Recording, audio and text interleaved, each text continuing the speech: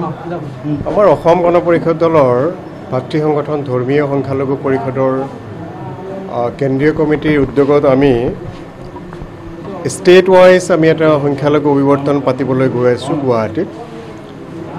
এই সংখ্যালঘু অভিৱৰ্তনখন সাফল্যমণ্ডিত কৰিবৰ কাৰণে আমি জোনাল ৱাইজ ডিষ্ট্ৰিক্ট ৱাইজ কিছুমান আমি ৱৰ্কশ্বপ পাতি আছোঁ আৰু সংখ্যালঘু মানুহৰ মাজত অসম গণ পৰিষদৰ ভাৱধাৰা বা অসম গণ পৰিষদক পুনৰ প্ৰতিষ্ঠা কৰিবৰ কাৰণে আমি এটা প্ৰচেষ্টা চলাইছোঁ আৰু সেই প্ৰচেষ্টাৰ অংশ হিচাপে আজি আমি নগাঁৱত ধৰ্মীয় সংখ্যালঘুৰ কেন্দ্ৰীয় পৰিষদৰ উদ্যোগত আমি কৰ্মী সভা অনুষ্ঠিত কৰিছোঁ। এই কৰ্মী সভা অনুষ্ঠিত কৰাৰ যোগেদি আমি মাইনৰিটি কমিউনিটিৰ মাজত জাতীয়তাবাদী চিন্তা চৰ্চা আৰু আঞ্চলিকতাবাদী চিন্তা চৰ্চাৰ এটা নতুন উন্মেষ আমি ঘটাব খুজিছোঁ আৰু এই আদৰ্শৰ ভিত্তিত আমি কিছুমান নেতৃত্ব সৃষ্টি কৰিব বিচাৰিছোঁ, যিটো আমি লক্ষ্য কৰিছোঁ যে বিগত সময়ছোৱাত আমাৰ এটা গেপছ হৈছে যে সংখ্যালঘুৰ মাজত অসম গণ পৰিষদৰ যিটো নেতৃত্ব আগতে আছিলে সেই নেতৃত্বৰ ক্ষেত্ৰত আমি কিছু অলপ অভাৱ দেখিছোঁ। সেই অভাৱটো পূৰণ কৰি সংখ্যালঘু জনগণৰ মাজত অসম গণ পৰিষদক পুনৰ প্ৰতিষ্ঠা কৰাৰ লক্ষ্যৰে আমি ইতিমধ্যে গোটেই অসম জুৰি আমি এটা অভিযান আৰম্ভ কৰিছোঁ।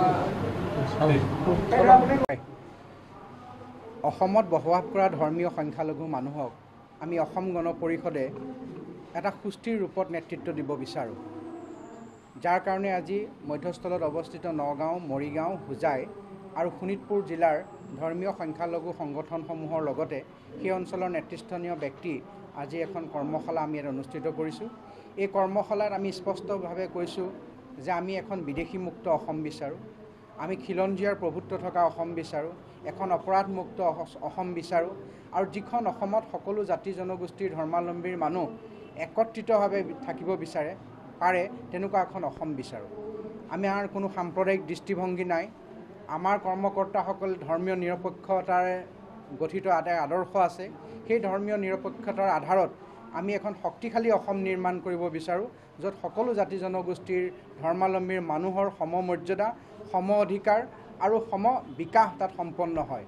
আৰু একে সময়তে আমি দেখিছোঁ যে যেতিয়া মোগলৰ বিৰুদ্ধে যুঁজ হৈছিলে তেতিয়া লাচিত বৰফুকনৰ লগত বাঘ হাজৰিকা, ইছমাইল ছিদ্দিকী বুলি যাক কোৱা যায়, তেওঁ মোগলৰ বিৰুদ্ধে যুঁজিছিলে। আজিও অসমত বসবাস কৰা ইছলাম ধৰ্মী মানুহসকলে এতিয়াও যদি প্ৰয়োজন হয় পাকিস্তানৰ বিৰুদ্ধে যুঁজিব, এতিয়াও যদি প্ৰয়োজন হয় বাংলাদেশৰ বিৰুদ্ধে যুঁজিব। সেই দেশপ্ৰেম তেওঁলোকৰ মাজত আছে।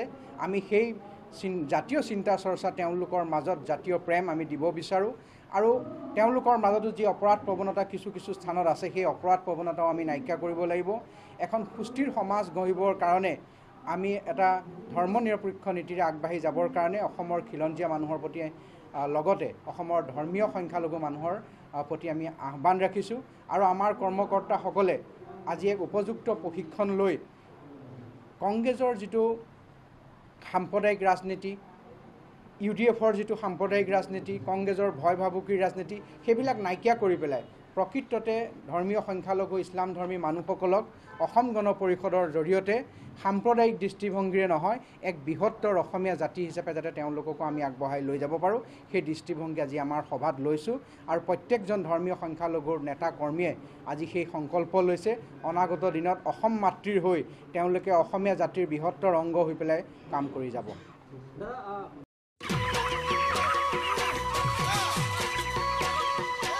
অতি কম দিনতেই একোটা এনেকুৱা হৈ যায়।